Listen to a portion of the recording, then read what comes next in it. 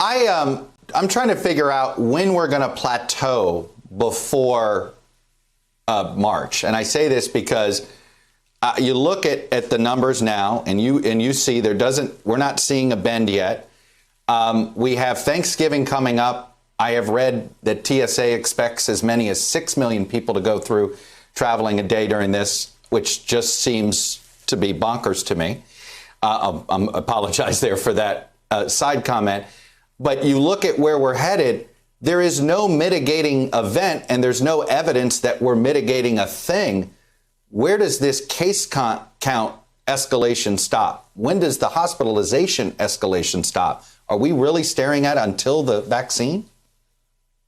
It doesn't necessarily have to be that way. We're not going to completely eliminate it and turn it around rapidly and dramatically, but we can prevent it from increasing. You look at the curve, Chuck, it's almost exponential when you compare the curves in the spring and the curves in the summer with the inflection of the curve where we are right now. We should not accept that we can't do anything about that. Putting vaccines aside for a moment, which will be extraordinarily helpful, if we implement the simple public health measures that I was mentioning to you, we can blunt that inflection. It doesn't have to be as high up. You brought up the issue with the holidays. I think the people in this country need to realistically do a risk-benefit assessment. Every family is different. Everyone has a different level of risk that they want to tolerate.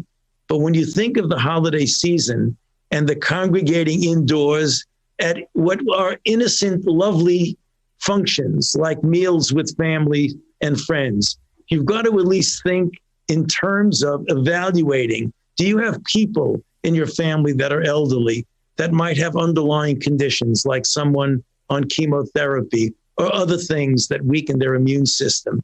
Do you really want to get a crowd of 10, 15, 20 people, many of whom are coming in from places where they've gone from crowded airports to planes, getting into the house? I mean, those are the things that have been such joyous things in the past.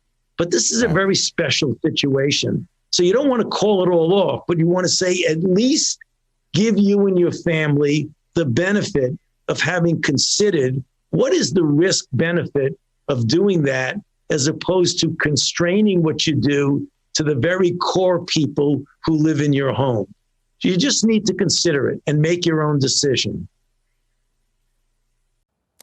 Hello, YouTubers. If you're watching this, it means you've checked out our channel, so thank you. Now do me a favor, subscribe by clicking on that button down there. Click on any of the videos to watch the latest interviews and highlights from MTP Daily and MSNBC. You can get more Meet the Press content every morning in the First Read newsletter. If you're tired of content that you don't know anything about where it came from, you don't have to have that problem with us. NBC News, MSNBC, MTP, and the Meet the Press mindset right here for you on YouTube. Subscribe now.